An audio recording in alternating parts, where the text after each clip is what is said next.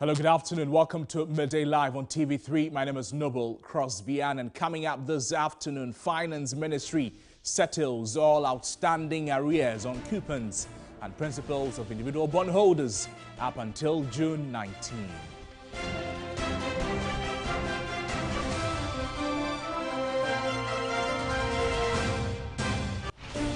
Also in the bulletin, a new survey by Global Info Analytics has revealed Vice President Dr. Kwame has taken a 3 percentage lead among all voters to lead the new Patriotic Party for the 2024 elections.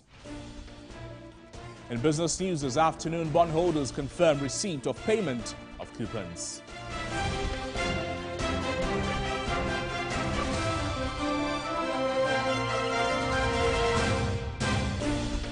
Plus, some international news this afternoon as Ukraine will get positive message on membership, says NATO boss.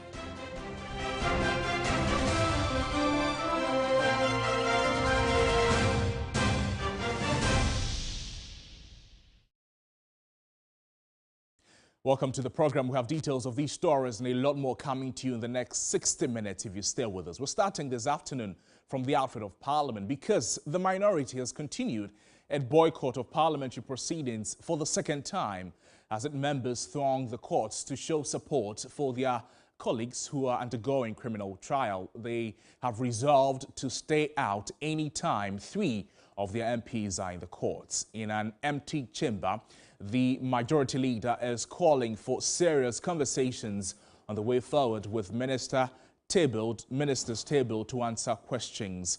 Kamla Klute is joining us for some updates on the development in Parliament this morning. Kamla, thank you so much for your time with us on the program. We understand that the House has been suspended as a result. Yes, absolutely.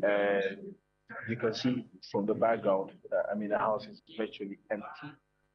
I can only count less than 10 majority MPs within the House as we speak now. The Speaker, the second Deputy Speaker, Andrew Siama, when he came to the House, just offered the prayer. When they started, they didn't even do the correction of votes and the proceedings and all that.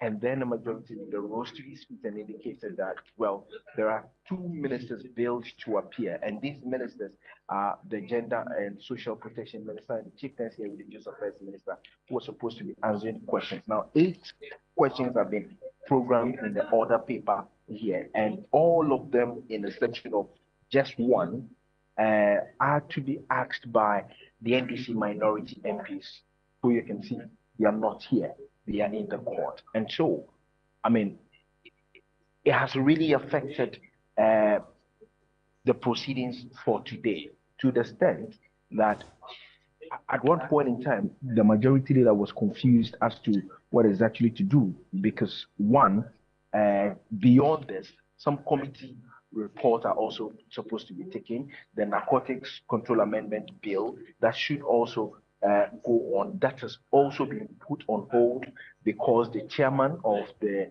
Defense and Interior Committee, who is a majority MP, Kennedy Ohinia-Jabon, is also not in the House because he's out campaigning.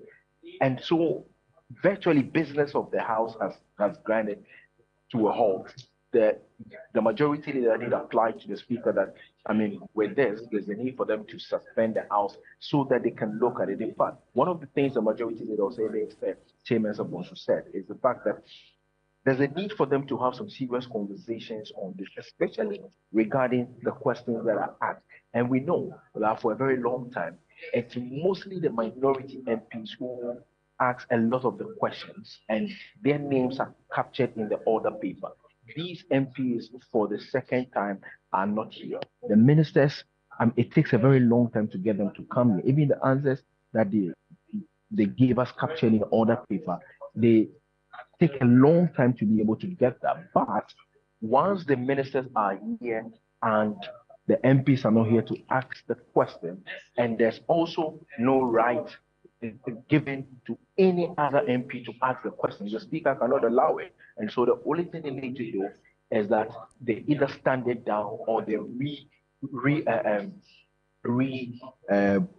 it. Reprogramming it is one of the things that the majority leader is also calling for, because it's a lot that has to be done. It's 3 weeks for the House to go on recess. The NDC MPs are not here. 137 of them are not here. And so you can see how very empty it is. Even with the majority side, there's less than 10 of them there. And so this is how the business of the House looks like. And if this continues, it's really going to affect the workings of the House. And also, we know that in just about 2 weeks ago, when the minority leader was speaking, he said where cooperation fails, it's going to affect workings of the House. If it's the tangent that they are going to go, this is the result of it. The Speaker suspended the House for 15 minutes. I'm not too sure even the 15 minutes is almost up, but it doesn't appear there's any sign of the end. So it brings me to my next question on after the resumption of the suspension, if you like. If the suspension is over, suspending the House is over, what next for Parliament today? Well, if the Speaker comes back, after the suspension of the 15 minutes, and in terms of the numbers, they do not have it, and business cannot continue. Well, one, the Speaker has argued that bell be rung for 3 times. That's what the standing order says. The Speaker will have to ring it. Nobody has called for quorum yet, because, normally that would have come from the other side. But there's no NDC MPM, so nobody would even call for quorum. But then, if the Speaker comes and the numbers are not favoring, the reports cannot be taken, the ministers will have to go back, because yes, it's not just here that they said they need to go back to the ministries of work as well. If that is also not satisfied, there's no other option. The Speaker will only be guided by the majority leader that the House should go on an adjournment. And if that trend continues, they have 3 weeks, and within that 3 weeks, the volume of work that's available, this is going to affect it largely. Kwame Kluche, pleasure talking to you. Kwame Kluche is a parliamentary correspondent there. Well, the majority leader, Seiche Mensah-Bonsu, has described as unfortunate the decision by the minority in Parliament over their boycott of the happenings in Parliament. We know that their boycott is as a result of, if you like, the prosecution of some NDC MPs. Key amongst them is the Member of Parliament for Asin North, James Gyakye Quayson. He was in court today. Now, the court has dismissed James Gyakye Quayson's application to halt the daily trial pending appeal at a court of appeal. Lawyers to file the same motion at the court of appeal. My colleague Lord Edward Sire was in Parliament, and then he's joining us to tell us exactly what happened in Parliament today. Lord, thank you so much for your time with us on the program.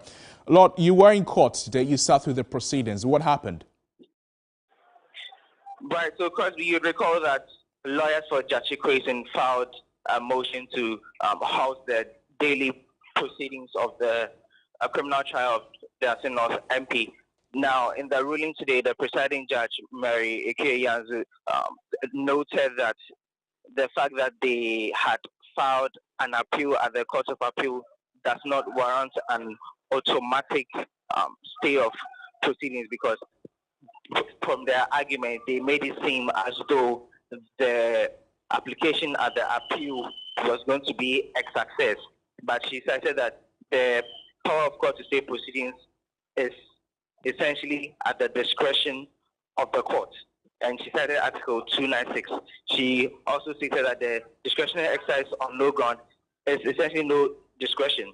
So, considering all this, she noted that although the argument that the appeal has a brighter chance of success because of alleged errors which they have cited, that Shikata has cited in the ruling for which they took it to the Court of Appeal, does not warrant that they would get the stay of proceedings. So she dismissed the stay of proceedings motion for the case to continue. But in response, Lawyer Shikata prayed for an adjournment again, because he noted that they are going to go to the Court of Appeal to file the same stay of proceedings. So it's because the Accra High Court has dismissed their daily the appeal to see the motion for the daily hearing. They're taking that same motion to the Court of Appeal to get it halted before his trial can continue. So now the case has been adjourned to Friday, July 14th for this to be heard. So, Lord, we know that this case has, if you like, a direct impact with the happenings in Parliament. Today, we understand that the minority were not in the House. Tell us if you've seen any of the NDC members of Parliament at the courts today. It was a full House, Crosby. Several members of the minority, including and party enthusiasts and supporters of the Assin North MP, came to mob the Assin North MP. Essentially, the whole place is filled. They are virtually everywhere, led by the minority lead, Ato Forson. Many of the minority side of the House came to support Mr. Jachikwe. Lord, thank you. Lord Aduasare is our court correspondent there. Now, the majority leader, Seiche Mensah Bonsu, was described as unfortunate that decision by the minority to boycott parliamentary proceedings on days that the Member of Parliament for Assin North, James Jachikwe, goes to the court. According to the leader, the majority side with 138 members can take decisions without the minority, but says it is not the best way and intends to engage the minority leader to rescind their decision. He spoke to Evelyn Tengma. It's an unfortunate decision, but I mean, we're all humans. Sometimes something happens and on the spur of the moment you may take a decision. Maybe after a while you may want to reconsider the decision that you yourself have taken. It is best if decisions in Parliament are taken by consensus. Consensus involving all sides of the House. I intend to engage my colleague and compatriot, the minority leader, on that. But if they insist that they wouldn't attend to the business of Parliament, what else can you do? You only then have to mobilize your numbers to attend to the business of the House. We can take decisions in their absence. If you have 138, you can take any decision that you want. When it came to approving the budget, which they say they had rejected, we got everybody here. We had 138 and took the decision. Remember, we didn't even move a motion of rescission against the purported decision that they said they had taken. Because their number was not up to 1/2 of the total membership in the House, right? So they couldn't have taken any decision on behalf of Parliament. We had the 1/2 and we took the decision.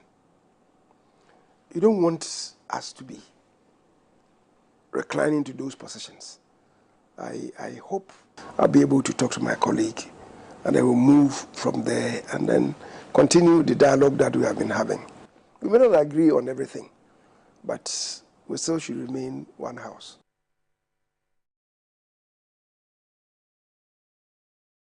To some other subjects this afternoon, and the new Patriotic Party has opened nominations for parliamentary primaries in constituencies where the party has no representation. The nomination will close on Thursday, August 10, with elections expected to be held from September to December.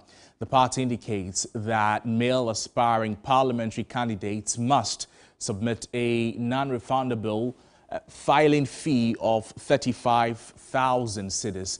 The NPP General Secretary Justin Frimpong Kodria also says in order to promote increased representation of women and youth and persons with disability, the PWDs in higher political offices such as aspiring parliamentary candidates would enjoy a 50% rebate of the filing fee. Now, this means they will be required to pay a non-refundable filing fee of 17,500.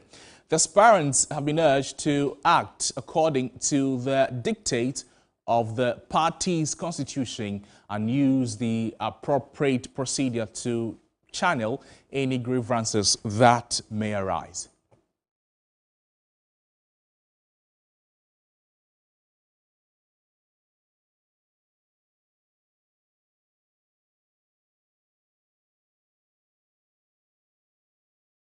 Now we know that for women and persons with disabilities, as well as the youth in some high political offices, the filing fee of 35,000 cedis has been slashed in half. But let's take a look at how female representation has been in Ghana's parliament over the past period. But before that, a new survey by Global Info Analytics has revealed Vice President Dr. Bawumia has taken a 3% lead among all voters to leave the new Patriotic Party for the 2024 elections.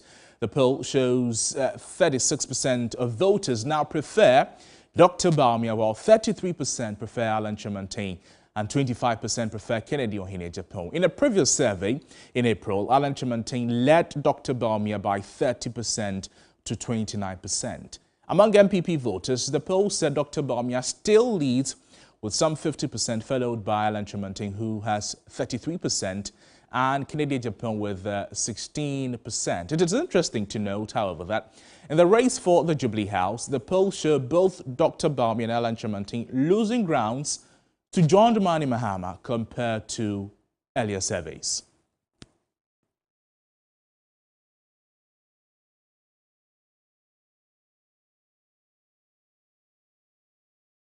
Let's now engage the Executive Director of Global Info Analytics, the organization that published this new survey. Mr. Dankwah, thank you so much for your time with us on the program. Some have expressed reservations, if you like, and challenges with some of your survey findings. Looking at the disparities or differences in the figures, give us some insights as to how we arrived at these new figures that is completely different from what we saw months ago.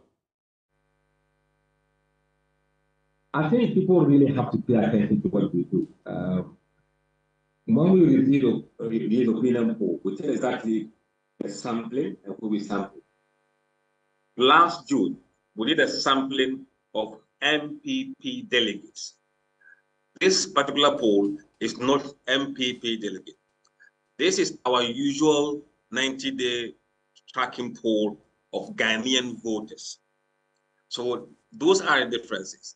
And we don't expect the response of delegates and Ghanaians to be the same. The delegates have different interests and Ghanaians have different interests. But with regards to what we did, the parameters of the poll, we interviewed 6,111 voters across 82 constituencies in all the 16 regions. Our margin of error was 99%, and 1.6% for margin of error, and 99% confidence level. So this is the parameters of the poll. And these are voters, Ghanaian voters, not delegates. We should make that clear. So talk to us about the numbers we're seeing in this new survey and how that influences anything in the upcoming MPP primaries and the race for the Jubilee House in 2024. I mean, from what we've seen, among Ghanaians, Bawumia has taken a slender lead of about 3%, leading by 36%, and Alan behind him. Now, what has happened in the MPP race is a consolidation of people who were thinking of voting other candidates. But since the nomination was open and closed, you realize that you have to make a choice between the people that are contesting. And that has led to an increase in the vote that Bawumia received compared to April. And the same thing applied to Alan and Kennedy. They've all gained percentages, but Bawumia gained a lot more than the other state. But then the stark difference is in the MPP affiliate voters, where Bawumia leads almost 50%, and Alan by around 33%, and Kennedy around 60%. So that one, the gap is quite wide. But if you look at the broader race in terms of 2024, what is happening there? The race has kind of stabilized for John Mahama. He's within the 55% and 54% in the compared to last April. And Alan has dropped 1% from 40 to 39%, and Bawumia has dropped 38, 37%. So Mahama appears to be expanding his lead at the moment. For the aspirants themselves, how will this information or these findings be beneficial to them in any way in their quest? I think when you go out to campaign, either you are meeting delegates or not, you must let the public know you are there. because at the end of the day, you come and meet the public. So whilst you are doing your normal campaign, if you are visible there, the numbers will translate and the feel-good factor will permeate into your support. But if it's very quiet and dull on your side, definitely the numbers will not support it. Briefly before you go, Doc, in the event of a runoff in the flag bearer race, what could be the situation, or what are you saying? What are your predictions? It's too early for me to predict anything at this stage. Our last poll of delegate will come out around October, and at that point, we'll be able to make predictions. Now it's too early to make any predictions. Musa Dankwa, thank you so much for your time with us on the program. Musa Dankwa is the Executive Director of Global Info Analytics, speaking with us there on the latest survey concerning the quest to occupy the Jubilee House in 2024. Now, day one of the reopening of the modernized Kwame Nkrumah Memorial Park saw quite an appreciable level of patronage. Management say they expect more numbers during the weekend. Before the redevelopment, Ghanaian adults were paying 3 cedis and non-Ghanaians 10 cedis. The new charge is 25 cedis for Ghanaian adults and 100 cedis for non-Ghanaian adults. Let's cross over to the Kwame Nkrumah Memorial Park, where my colleague George Queening is joining us for some updates on the happenings. George, thank you so much for your time on the program. A very good afternoon. We are coming to you live from the redeveloped Kwame Nkrumah Memorial Park in Accra, and this actually is the one of the reopening of the facility to the general public. I must say there's been some level of patronage by tourists and visitors, and I'm told by management that they are expecting to record higher numbers during the weekend. That, of course, is when parents and their children will be home, and so it's the right time for them to patronize this very place. And this very modernization is in line with government plans to make this very site one of the best tourist and heritage sites in West Africa. And ever since it was established in 1991, it has not really seen any major renovation. So this obviously befits the status of the first gentleman of the land who gave us independence. And so when I got here, I engaged some of the tourists and the visitors that came here and look at the new charges. Could tell that previously they were charging Ghanaian adults 3 Ghana cedis, and teenagers were paying some 2 Ghana cedis, and children were paying 1 cedis. But with the new charges, an adult Ghanaian is going to pay 25 Ghana cedis. And if you are a tertiary student, of course, you have to prove that you're a student with your ID card. You're going to pay 15 Ghana cedis, and children are paying 5 Ghana cedis. But non-Ghanaian adults are paying 100 Ghana cedis, and tertiary students who are from outside will be paying 60 Ghana cedis, and children also from abroad will be paying 30 Ghana cedis. So that's the difference now with the old charges and the new charges. But I chanced on some students from the University of Ghana City campus, and they had plans to come here. But when they realized that the charge was 15 Ghana cedis, it deterred them. They couldn't enter because they were not really prepared in terms of budget. They couldn't accommodate them. There were 7 of them, and so they had to go back home and then prepare and come back later in the day. So the complaint number 1 is the charges are very expensive, and so maybe management or government should do something about it. But when I engaged the acting director of this very mausoleum, he made me aware that yes, some 30 million cedis was invested into this very redevelopment, and so we need to ensure that we recoup that money. And I asked him, does that not really going to compel Ghanaians not to patronize this place? Because if this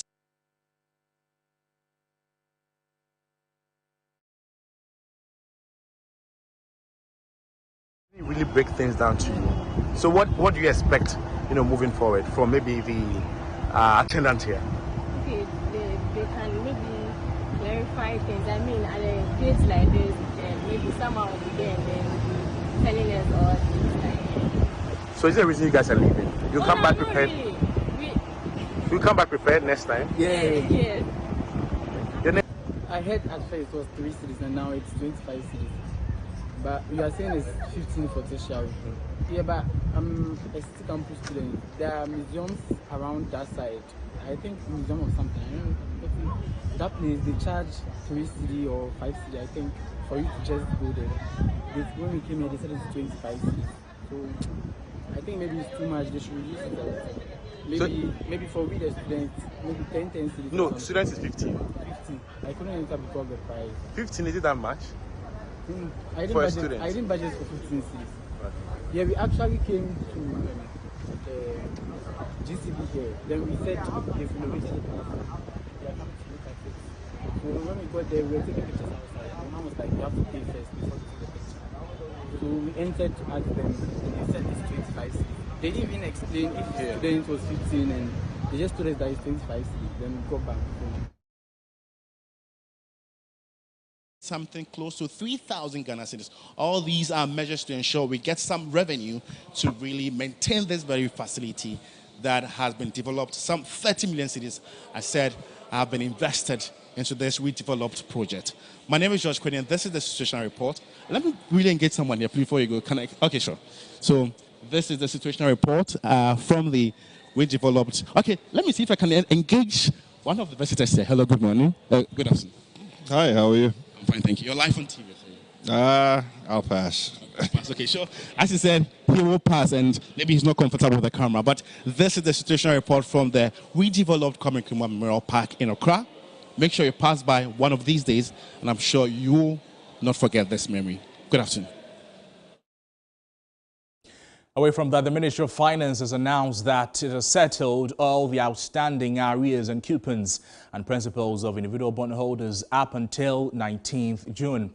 This comes at a time the bondholders had threatened to picket at the Finance Ministry today, Tuesday, July 11, to demand the payment of outstanding principals and coupons. They had accused the government of failing to honor the agreed payment plan outlined in the Memorandum of Understanding signed with the coalition of individual bondholders groups. The Ministry of Finance, in a statement issued on Monday, July 10, thanked all bondholders for their continuous support during the period of tight liquidity.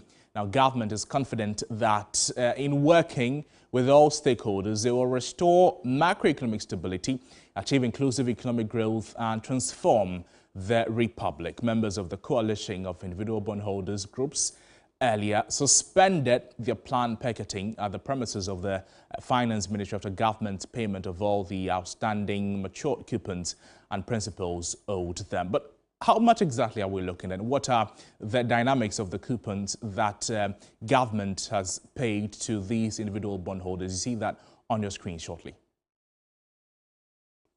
So we see so far that 5 principal payments have been made from 20th February 2023 till the 29th of May 2023. All these payments have been made by the Finance Ministry to these individual bondholders. It included those that matured on 7th March 2023 and 17th April 2023. That's not all.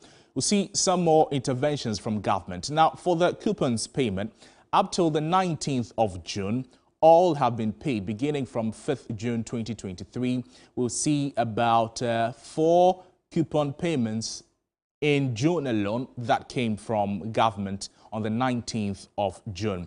And government has also sent instructions to pay the remaining coupons. That is an indication that in the next couple of days or couple of weeks, these coupons will be paid. For those maturing on 26th June 2023, that will be paid. We're seeing another that is also expected to, that matured on 10th July 2023, that also has an instruction sent to be paid. So that is the intervention of government as it averted a planned picketing by the individual bondholders over unpaid coupons and principals there.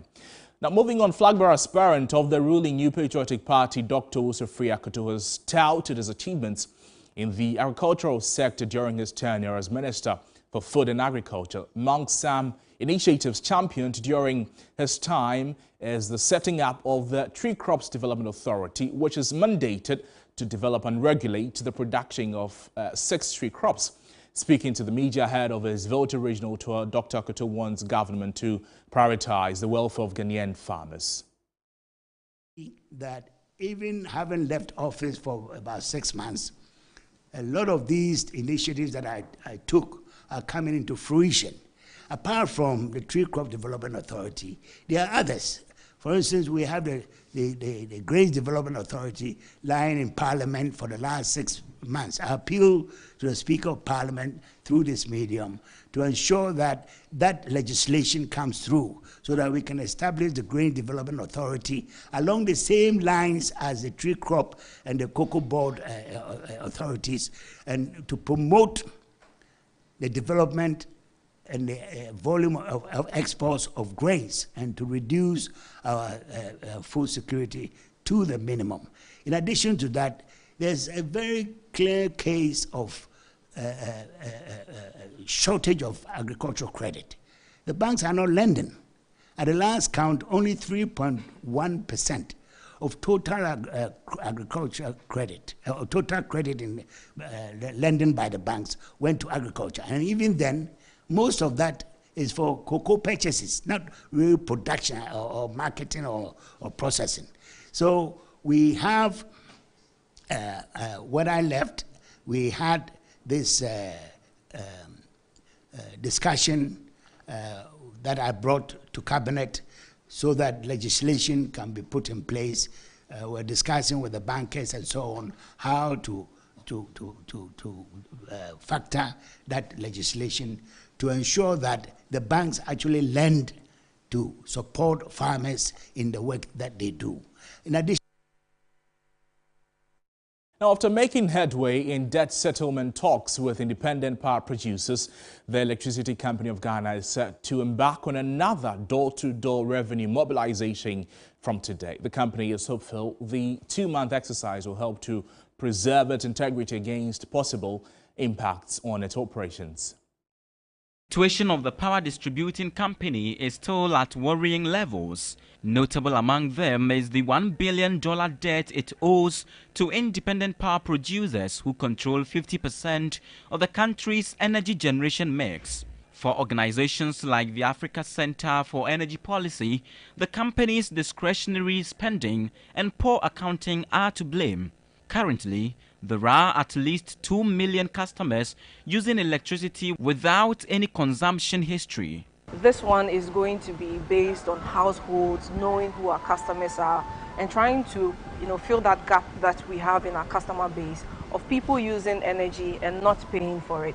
So essentially what it is if you calculate the number of people who are on our database and are paying, and the amount of energy we need to pay back the IPPs and power generators for, it doesn't tally. It means people are on the grid using energy and not paying, and that's why we're calling it no more zero, operation zero. It means you cannot be using energy and be paying zero. A moratorium has been granted persons consuming electricity without paying to report to ECG offices for immediate regularization of their power supply.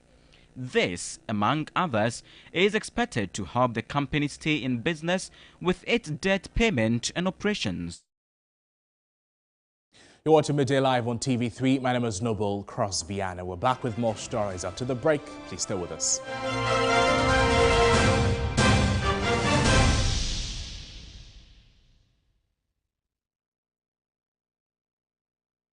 Ladies and gentlemen, we're going to demonstrate to you the superior properties of Flamingo paint as compared to other paint brands on the market.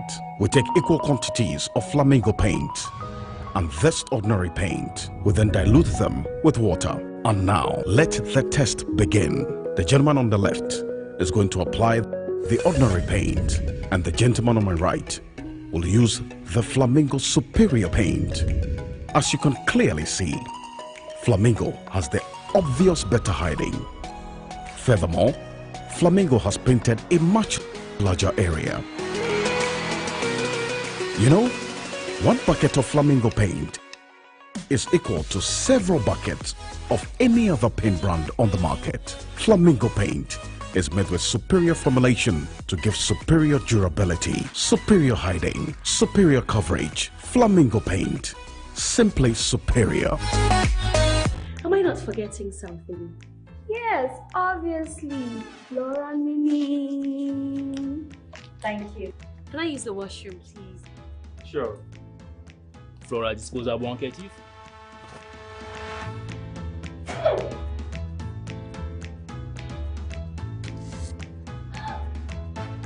You obviously aren't using Flora tissues, my dear, because the Flora tissues They are soft and easy on the skin and they leave no particles. Are you okay? Do you want to use the washroom? Yes. Okay. Hey, broke uncle. I will tell auntie. Fracture me. I just love how it feels. 10 valiant men, all poised to battle for their bragging right. Old wine is sage, improves as time goes on. The stars have aligned for us in this moment. Our time is now.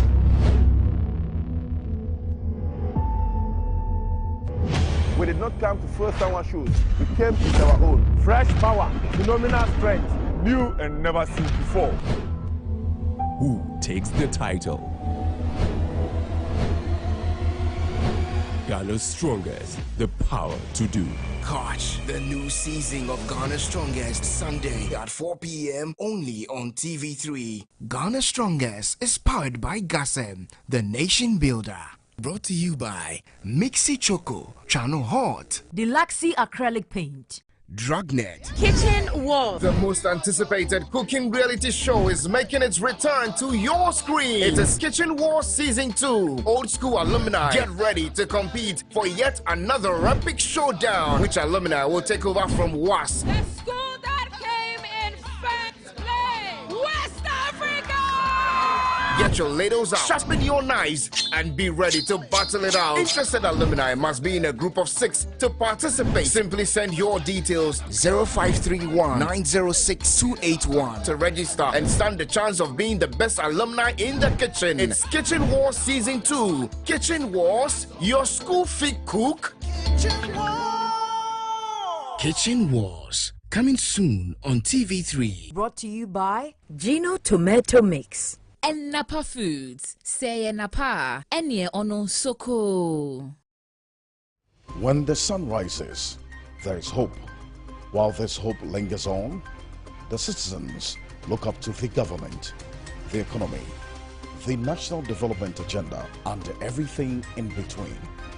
On Ghana Tonight, it's our utmost priority to bring you insightful conversations on the economy, break down the biggest issues, while setting the agenda for transformation and national development.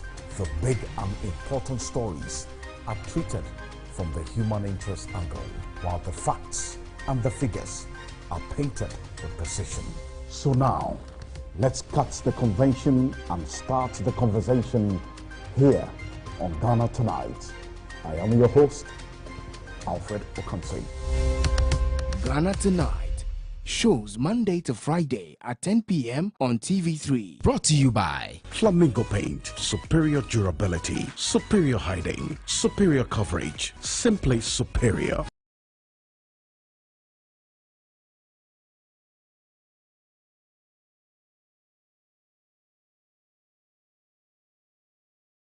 It wasn't always this easy.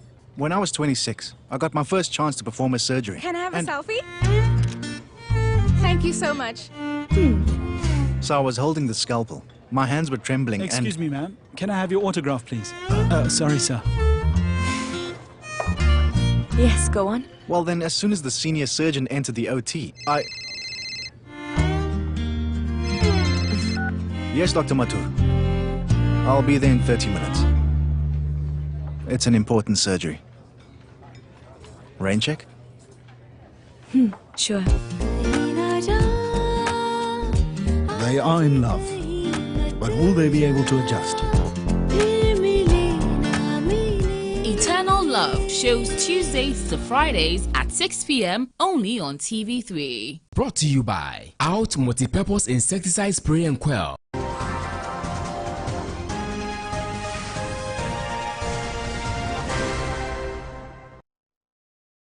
Welcome back to the broadcast. Business News is up next. Manu Aful is here. Manu, take us away in business. Thank you, Crosby. Welcome again to the business segment with me, Manu Aful. We'll start off with the Individual Bondholders Forum that has confirmed its members have been paid for some outstanding matured coupons.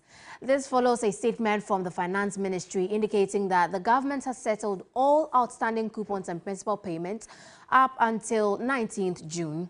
Speaking to 3 Business, a leader of the group, Senyo Hosi, expressed disappointment at government's constant delay in honoring their matured bonds. This latest update is very present with us. We've been having conversations with the ministry on this particular matter. What has been done is not just the payment of some, but clearing all outstanding coupons and principals. Some have been executed, others have instructions also which have been submitted. And it's on the back of that we had to call off the impending picketing. Our initial plan, I think we shared that with you yesterday, was to really overwhelm the entire ministry, to be very present. And look, we are over 300,000 membership. And well, we weren't expecting about 300,000, but at least about 2,000 to 3,000 people to be present. This is about real lives. People are really struggling, Mike, and we all need to help people sustain their dignity as a people.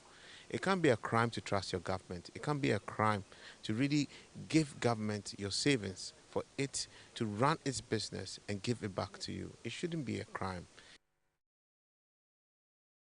In more business stories, Finance Minister Ken Ofori-Atta has revealed Ghana is on course to unlocking the second tranche of the IMF bailout. According to him, government will continue to commit to fiscal discipline in order to meet conditions under the fund program. He was addressing the media at the Ghana Trade Ferry Development Project Investor Conference organized in Accra. July last year, as a country, we're really unsure of the direction that we're going to be going. Clearly, we all worked very hard, and by May 17th, we had received the fund approval. But there's going to be continuing sacrifices because liquidity is a problem. And we must, as a nation, as I mentioned, begin to understand and speak one language in this period in which we are trying to rebuild to get back into sort of stability. As you can see, there's quite a bit of confidence coming in. Inflation, of course, was 50-something% last year. It's coming down with stability in the currency, which is good for us. In terms of the reserves, that has also been good. The growth rate was 4.2%. That was higher than we expected, which is indicative. And then the banks, too, the first quarter had very good results. So it's really an issue of all of us understanding the crisis and somehow managing of the liquidity we have as we grow it up. Away from that, the Ghana Tourism Authority is currently working to introduce virtual reality at various tourism sites in the country. This forms part of efforts to boost tourism and make Ghana a tourism destination. The Chief Executive Officer of the Ghana Tourism Authority, Akwesi Ajiman, says the authority is making all efforts to ensure Ghana is not left out in the age of modern technologies in the tourism ecosystem. We have a single window platform that is AI enabled. We have an app and all that, but the technology is moving so fast that even within a month, if you're not careful, you fall back. I mean, we also, like just a few days ago, the meta trades that have been launched, which is now competing strongly with Twitter. So you can't rest on your horse and say, I developed it, and so it's okay. So we are going to catch up with every technology that is out there. So far, we are doing well with Visit Ghana app, with our Visit Ghana online platform, with our social media pages, the Facebook, Instagram, Twitter, and Snapchat, and the rest. But that should not end it. What we're looking to do is the virtual reality bit. How do we entice people to travel to some of these sites? At least people need a sneak preview of some of the sites and what is available there. And that's how we wrap up the business segment here on Midday Live. My name is Menu Afo. Do stay with us. We have more news coming up after the break.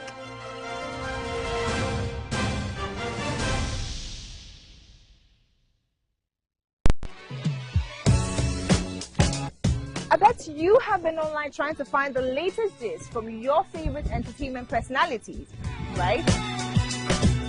I know, we certainly can't get enough of them. from the fights, the gossips, the highlights, the new music releases, and so much more. So allow us take the stress away from you, give you the backstories, do all the hard work while making it fun, witty, and insightful. So join me, Noella Donko, and NKD every Saturday at 5 p.m. as we bring you recap and review of entertainment trends. It's Inside ENT. Inside Entertainment, coming soon only on TV3. Kitchen Wars. The most anticipated cooking reality show is making its return to your screen. It is Kitchen Wars Season 2. Old school alumni get ready to compete for yet another epic showdown. Which alumni will take over from WAS? The school that came in first place, West Africa!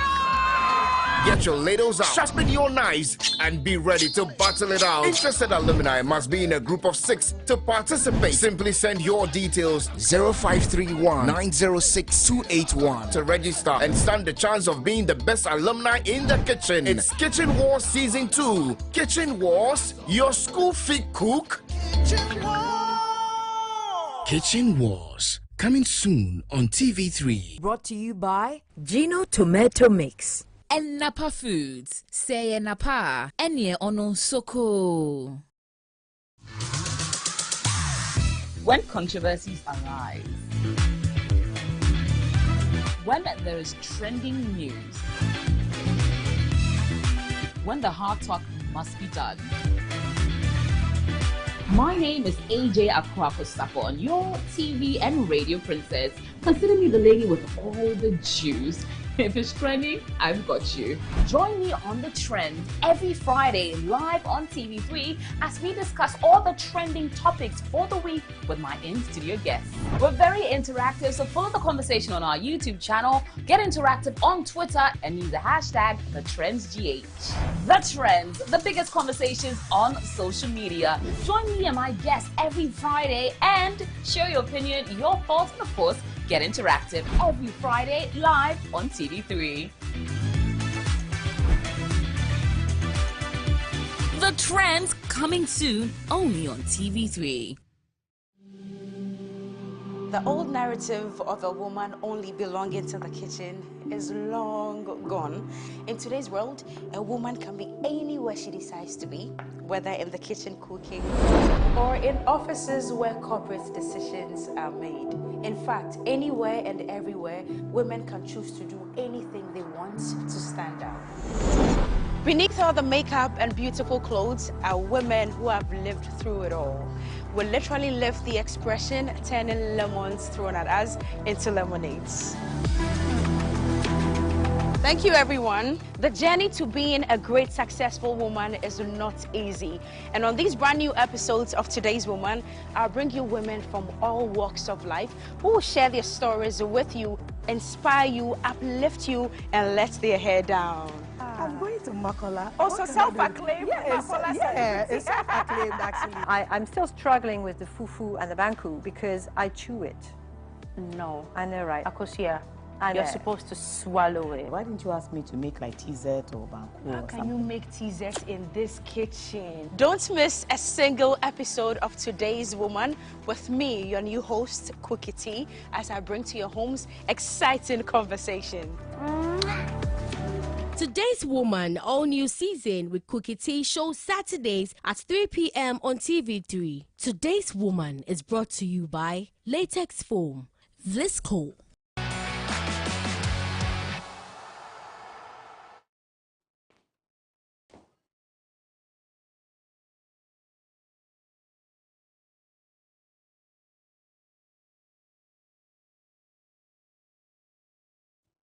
Welcome back to the broadcast. Sports News is up next, and Kevin Osons is here to take us away. Kevin, do your thing. Well, good afternoon. It's time for sports here on Better Live. Let's start from athletics. And double Olympic 800 meters champion Caster Semenya was discriminated against by rules which forced her to lower her testosterone levels in order to continue competing, the European Court of Human Rights has found. The 32-year-old South African was born with differences of sexual development and is not allowed to compete in events between 400 meters and a mile without taking testosterone-reducing drugs.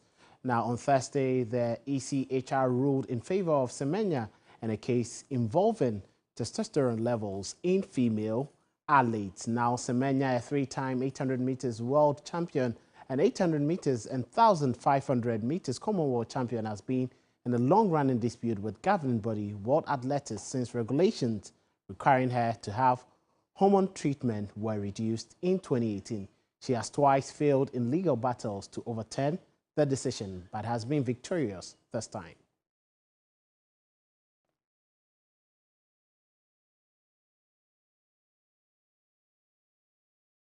Now, away from athletics, 23 Black Queens players have departed Accra this morning for Conakry, where they will play against Guinea in the first leg of the first round qualifiers for the Paris 2024 Olympics.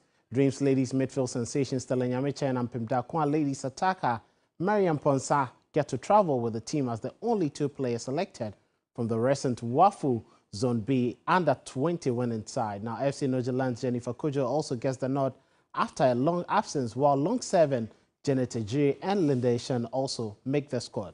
The team departed Accra at 9 a.m. on Tuesday, July 11, 2023, via Air Côte d'Ivoire.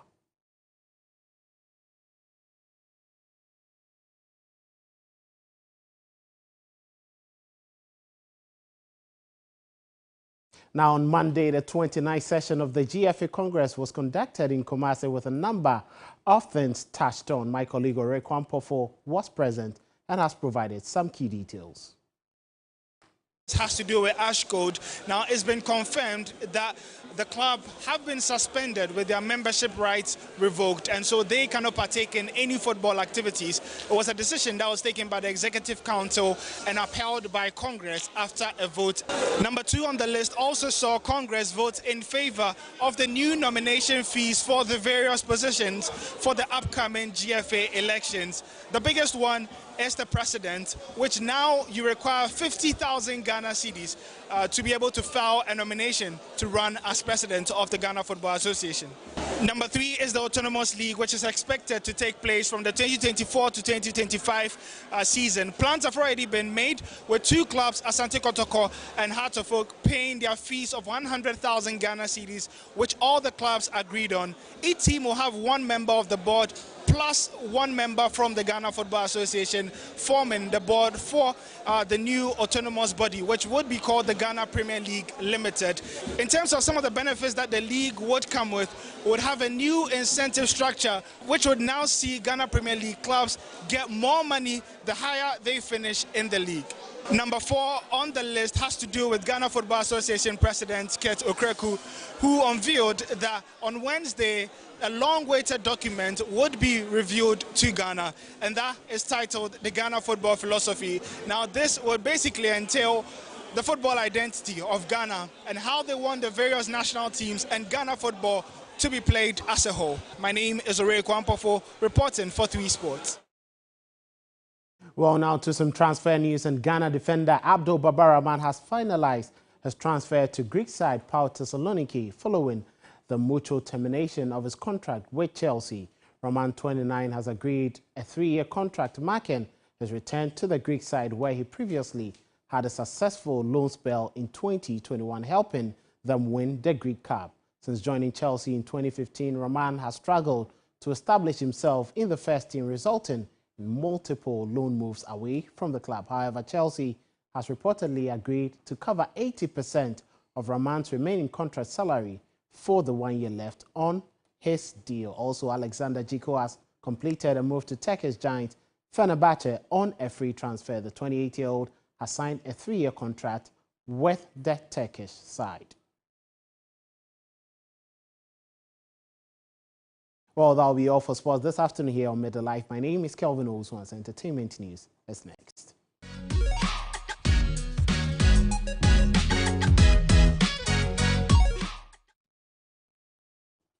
Well, Anita Kuyakufu is here to take us and bring us the latest in the world of entertainment. Anita, over to you. All right, thank you so much, Crosby. My name is Anita Kuyakufu, and in entertainment this afternoon, Guinean musician and music producer Ephraim Beat, in an interview on TV3 New Day this morning, has lamented the lack of support from Guineans to creatives. shuffling between. Well, you live there most of the time. That's how come now when he's speaking, he says, you know what I mean? You know what I mean? You get what I mean? Yeah. You've not been able to migrate there, or you're still in the process, like you said, of migrating to the UK. What are the Nigerians doing that we are not doing? One is the financial support, the financial aspect, you know. And then two, I should be honest, right? Yes. Two, I think we don't have love for ourselves like they do. There's just something about Ghanaians. I don't know, but what if it's is a that Nigerian, something? I want to know that something. I don't know. We just don't have love for ourselves. Wow. You get what I mean?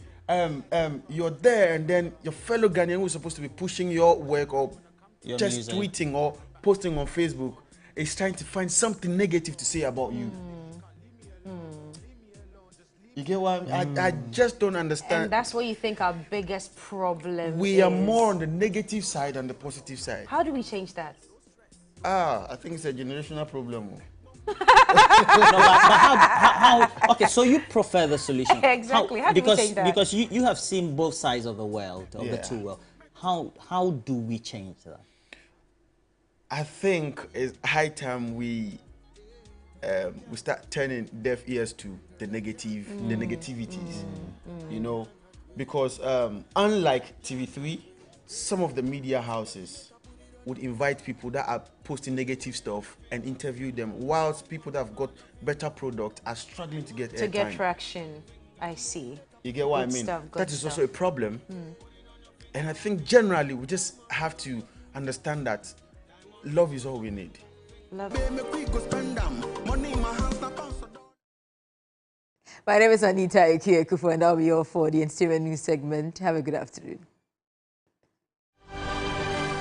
Ukraine President Zelensky has hit out at NATO for what he sees as delays to making Ukraine a member. He says it's unprecedented and absurd not to have a time frame for Ukraine's membership. Uncertainty is weakness, he added, and I will openly discuss this at the summit. Earlier, NATO boss insisted Ukraine would get a clear message, a positive message on the membership. Membership can take decades to achieve, but Ukraine wants a much quicker timeline. NATO offers collective security as countries are obliged to defend fellow members that come under attack.